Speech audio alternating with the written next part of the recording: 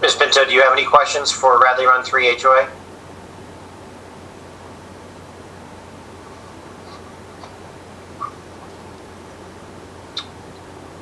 She still hasn't unmuted?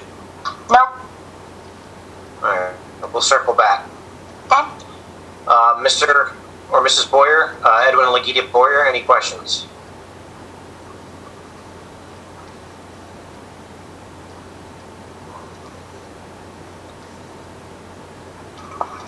No questions at this time. Thank you. Jennifer Kramer, any questions?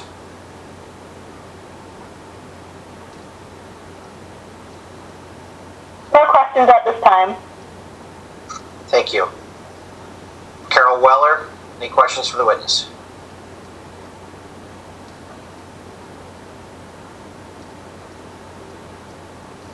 Yeah, I have no questions. Okay. Hear me?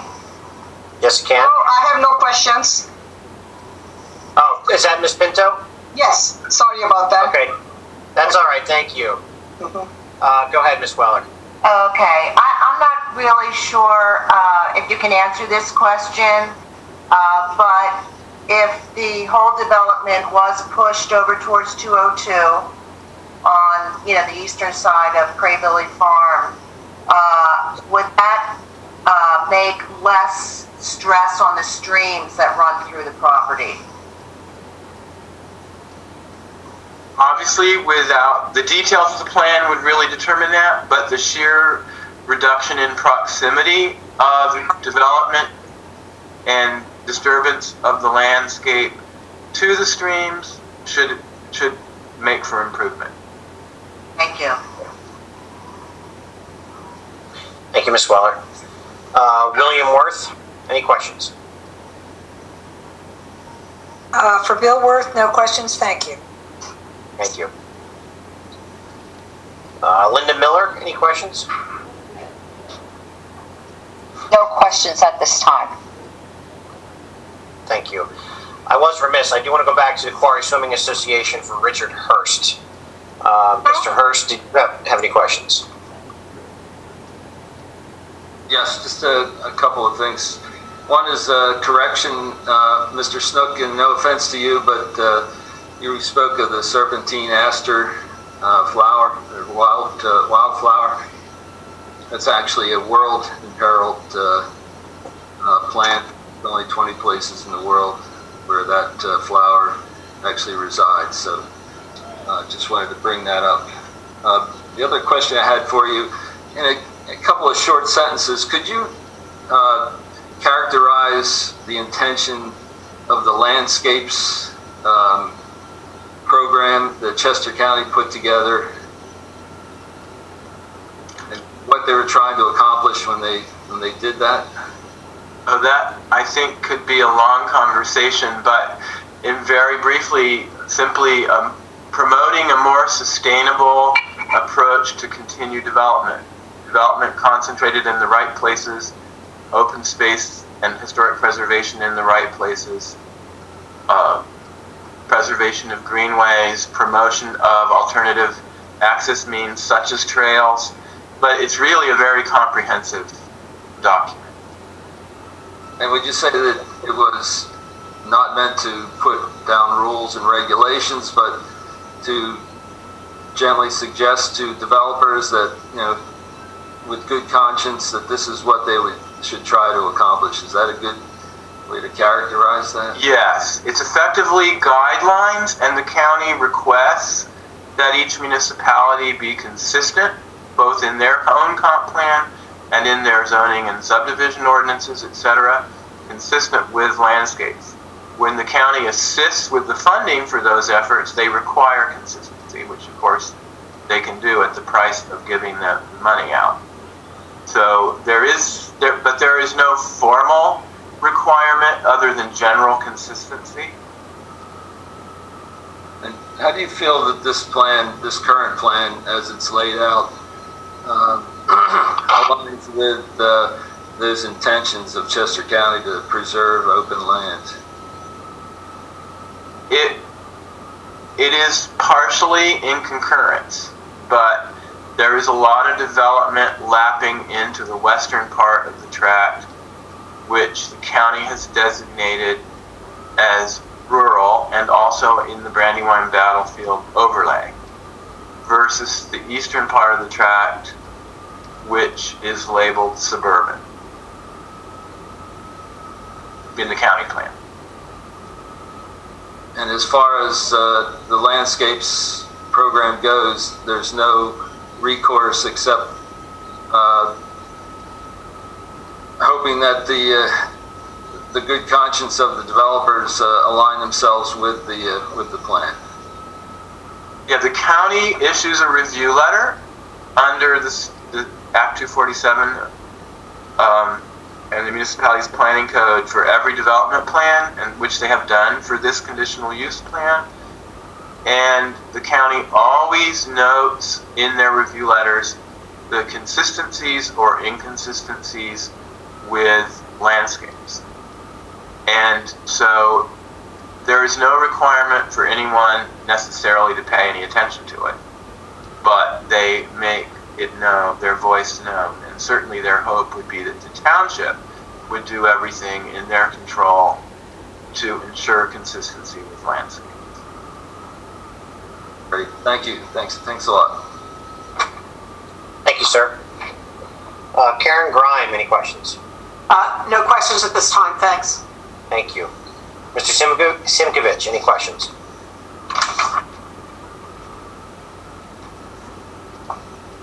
Yes, couple of questions. One, when you were mentioning the Serpentine Barren area there, that National Heritage area, does that stretch over to the Crebilly property? Yes, as I mentioned, and it's actually not a national heritage area, but it's a state program, and it's called a natural heritage area. And they've defined it as a core area, which is right around the quarry, but it does lap over New Street into the southwest corner of Crebilly Farm. And then they name what they call a supporting landscape. And that includes a large portion of the western, mostly western part of the tract, and up the stream, the side valleys of the tributaries of Bradley Run. I don't know if you'd be able to answer this question, but was there any historical research done or incorporated in from the area for the Lenape Indians being in the area? I'm not aware of any in association with this application. Okay. The Township Historical Commission may have some. I know they're interested in that topic, but I haven't seen any in connection with this process. And is there a best practices template used on planning and developing an area this size? There are a lot of diverse best practices, and they're obviously issue focused, largely in regard, for example, to stormwater management, but some of the things the county's mentioned and through landscapes in terms of mixing of housing units, where to put what. There's no simple template. I mean, one, because every piece of land is different. Would you make the opinion that the plan that was submitted in is worthy of the crown jewel of Westtown? Not yet. Thank you. That's all I have. Thank you, sir. Fenton Mejia, any questions? I don't at this time. Thank you. Nicholas Bonkowski?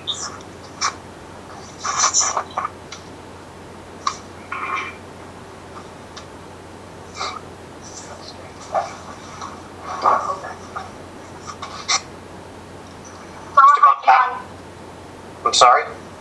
He's unmuted. Mr. Bonkowski, do you have any questions?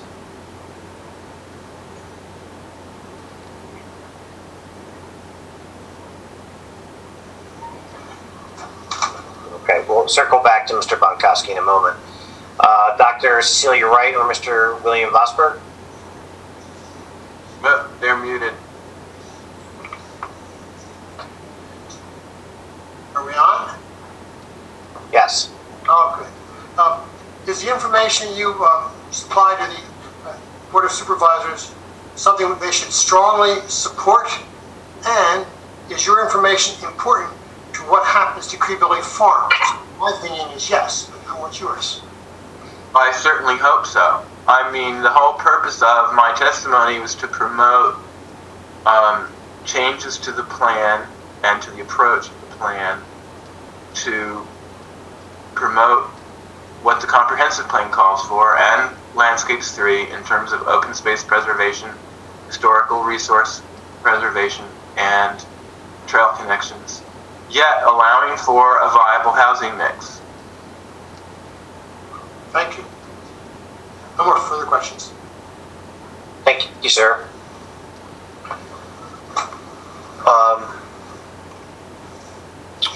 I think we heard from Mr. Hurst already.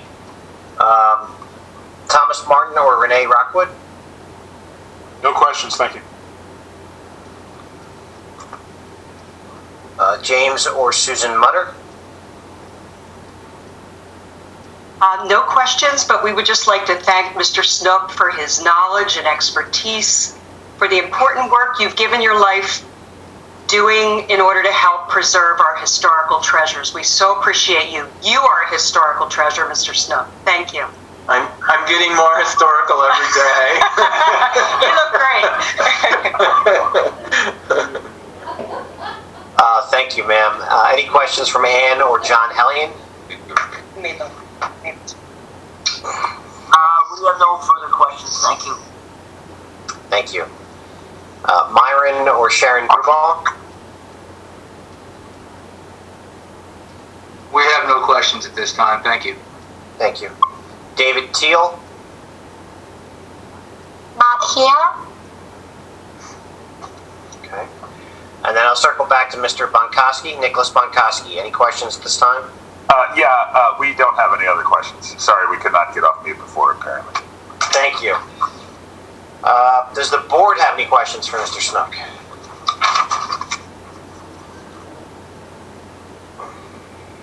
Scott? No, I don't have any for Mr. Snook. Dick? I do.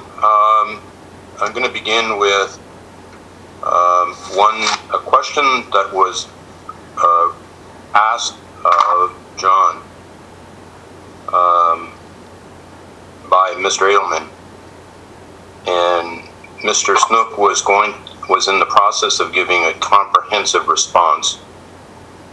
I was trying to write down as quickly as I could both the question as well as the answer. I then heard Ms. Camp indicate to Mr. Edelman or suggest that maybe Mr. Edelman should allow Mr. Snook opportunity to provide the responsive response or the comprehensive response, and I was, if I am permitted to do so, Ms. Camp, do you recall what the question might have been? And if you do, Mr. Snook, could you respond comprehensively as you sounded like you wanted to, but were not given an opportunity to do so? Started to interrupt and ask that he be given the opportunity to explain his answer, but I didn't write down what the question was. John, do you happen to remember what the question was? I believe it was the question about the National Historic Landmark designation. Greg, is that correct? I do not recall which one it was. I'm not sure. That was the second time that I felt that he was cutting you off when you were trying to explain. I believe it was dealing with the Arborview Trail, but I'm not certain. Oh, indeed it was. Because you did end up letting me relatively well explain the whole point about the landscape designation versus the map. The Arborview Trail, yeah, all I wanted to say with that is the comp plan shows a connection. It does not presume that toll or the developer on Crebilly Farm would pay for it. It's just showing the location of it. So it's not an inference that should be required of toll. Obviously, if they want to, that would be great, but That was all. I was just going to explain that, yes, you don't own the land, but the plan is not inferring that you should own, that you do own the land.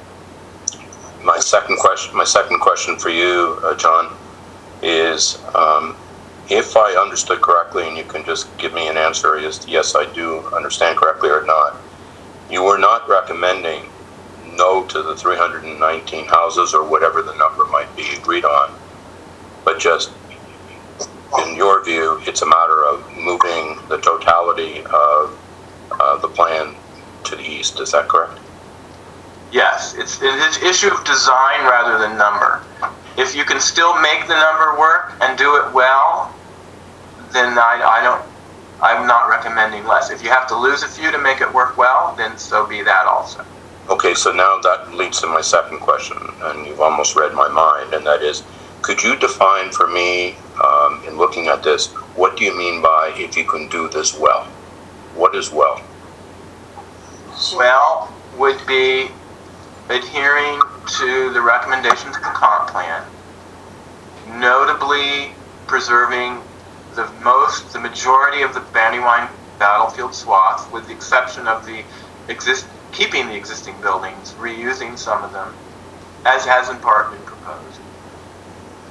Having a logical mix of units, perhaps including, as Mr. Crawford suggested, even some twins in the mix that might help make the number work. Have reasonable buffers on the perimeter for the new people moving in, and have a trail system that is more clearly differentiated from what might be considered for the public access versus private internal trails. I don't think most of the people moving in there would like to see the public trail coming through the middle of the development. If my next question is that if the totality of the plan were moved to the east, what would be the impact on the various view sheds? East, west, north, south? You will still see it, but your view shed, which is important from an interpretive standpoint of the Battle of the Brandywine, which arguably is the direction of movement of the troops themselves, which would be the view coming down New Street and the view from West Pleasant Grove Road, and part of the view from Street Road, certainly in the westbound travel. That would very largely be preserved because the development to the east would still be visible, but it would be at a great distance from the point of view. On the eastern side, you would see more development, but pretty much the totality of that view shed is going to be perceived as devoted to development in any event. The exception being the sewage disposal area in the southeast corner, if that's left that way, versus if that were translated into development. But even that is from most public view. There is significant tree line along the edge of 202, and of course the historical Darlington or Westtown Inn on the corner, which would kind of suppress the visual impact of what would be behind it. And obviously more screen plantings could be done in the right places where the development is more concentrated. Up on the north, the church creates a buffer, and the wetland woods along that first leg of West Pleasant Grove also create a buffer regardless of what happens to the immediate south of them. And of course, all the land falls downhill from the east, but not right from 202. There's a little crest just to the west of 202. So that already suppresses the view from 202 to the west, because that's the watershed boundary between the Chester Creek and the Bradley Run Brandywine watershed is actually on the west side of 202. My second last question is that I think you were asked, I'm going to paraphrase the question in that as constituted, is this plan that's been presented by the applicant the best that could be under the circumstances in your view, from a planning point of view? Not yet. With their alternative, they've made some positive steps, but no, it's not there yet. And if you were to say what needed to be done so that you would be compelled to say, yes, it's there now, what would those things be? Altering the mix sufficiently to allow them to move development out of the areas that on Exhibit 25 I outlined in red. Preservation and adaptive reuse, or at least allowing for preservation and adaptive reuse of historic resources that aren't called to be preserved so far. Completion of a generally perimeter trail network. And then obviously a number of details which we haven't gotten to yet, like landscape plan details, potential for interpretive resting spots along the trail. All that could be done with, regardless of the ultimate layout. So the key is the layout. My last question related to, you were talking about the comp plan, and then relating that to, I think there were 4 specific recommendations that you spoke to in your testimony. And the way you phrased it is that you might have been asked the question like, something that the Board of Supervisors should be thinking about, or that type of your recommendations to the Board of Supervisors. Can you reiterate what those 4 recommendations you spoke about? Yes, and we somewhat touched on them just now.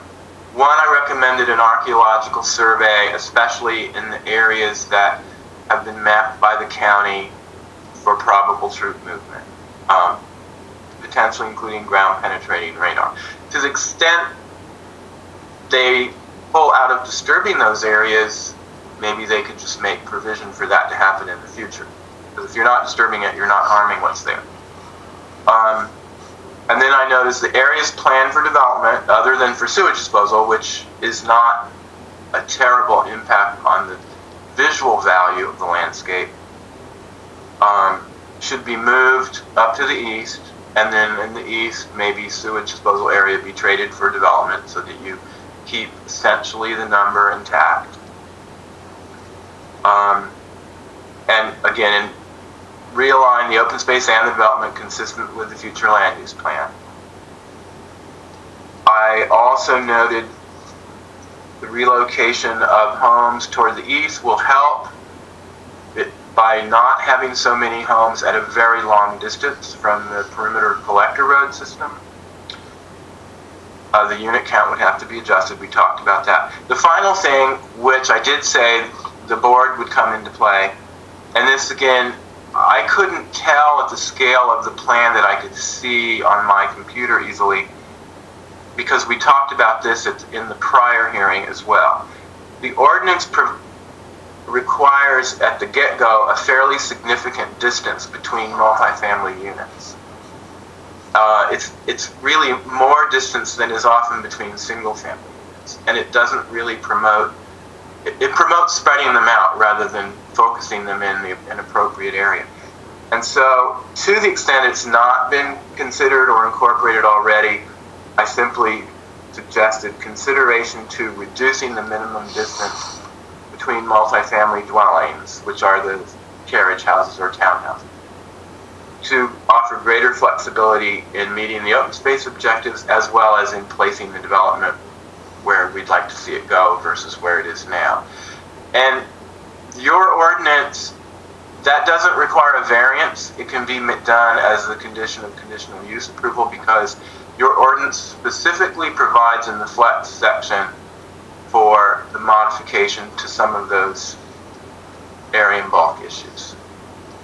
But the board would have to approve it. John, thank you. Appreciate it.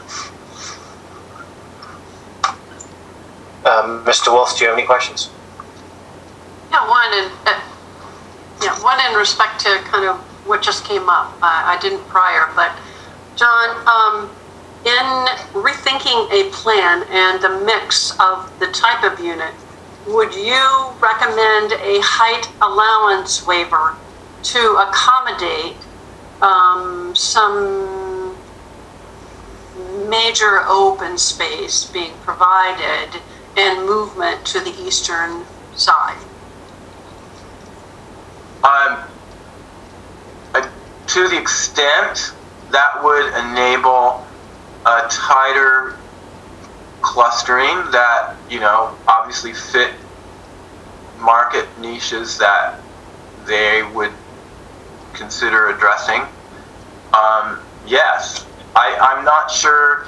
You obviously, unless you're changing the unit type to something other than the kinds of units that have been proposed, I don't see how a little more height would change anything unless you went to apartments. Although, unless you have elevator townhouses, for example, my son lived in a neighborhood in Tampa where the garage was on the ground floor and the living floors went up and it was 4 stories tall and they all had elevators. But the footprint... I'm not asking about rental units because I am asking only for townhouses or condos that may be narrower but higher. Right. And well, what I was just talking about. More creative design with a smaller base footprint, but yet wider up as you go, and in and out. More, different design elements. Yeah. Let's just say. Okay. What I was trying to say, I wasn't talking about rentals. Obviously, you could buy and sell anything, but yes, you could have, with a relaxation of height, you could have smaller footprints, taller units, although I would think in the market that they're going to address, those would have to be elevator units, not 4 flights of stairs. People paying the prices they're going to have to pay don't want to do that. And my second question, are you familiar with what the demand is and what age group the demand is right now in your planning work? Only generally. There's obviously been a big uptick in the market from the standpoint of it being a seller's market because there's so little inventory, because so many people with COVID are... I'm speaking of 2 things: the age group, the demographic, and the type of unit, not seller availability. No, just... A lot of the people, we have seen a lot of people moving to Chester County from the cities. Most of them are in younger age groups, but some of them are also in the retired age group. Obviously, they're all in an economic status that they can afford to move. But are they looking for smaller units? Sometimes. Are you familiar? Well, I do know, you'll recall prior to COVID, everyone was talking about the opposite phenomenon, that those of us who live in big houses on acre-plus lots are going to find our houses hard to sell. And now all of a sudden, people are pouring out of Philadelphia to buy our houses. So my neighbor's house just sold in 3 days at $100,000 more than it would have sold last year. So, but I don't think we have enough data to pin that. I think Cole could probably tell us more from their recent observations. Their sales at Darlington Ridge, for example, on the Tide Farm, might be a good benchmark for what to expect. That's all I have. Thanks. Thank you, Carol. Ms. Camp, do you have any redirect for Mr. Snook? No, I do not. Okay. Thank you, Mr. Snook. Thank you, John. You're welcome. Great to see everybody. And I thank Mr. Hurst for his making us aware that it is a worldwide endangered, not just statewide. Globally, yeah. Thank you, ladies and gentlemen. That's going to conclude the hearing for this evening. We're going to continue the hearing until February 23rd at 7 p.m. It will likewise be via Zoom. The information will be circulated on the township website and via the listserv. I anticipate that the Planning Commission will be calling their traffic engineer, Mr. Al Federico, in case anyone is interested. It's possible the Planning Commission will finish their case that evening, so I would ask that neighbors for Crebilly, if they have anything to present, that they would be ready, and if not, Thornbury Township, you would be next. And we'll proceed down our list as we have been through the parties to present their cases. Is there anything further from anyone tonight? No, I'd like to thank Mila for her patience and throughout this conditional use hearing and getting everybody on and off and helping you. Certainly. Thank you, Mila. Thank you. That'll conclude the hearing for tonight. We can go off the record. Thank you. Have a good night, everyone. Thank you. Thanks, everyone. Bye. Take care. Appreciate it.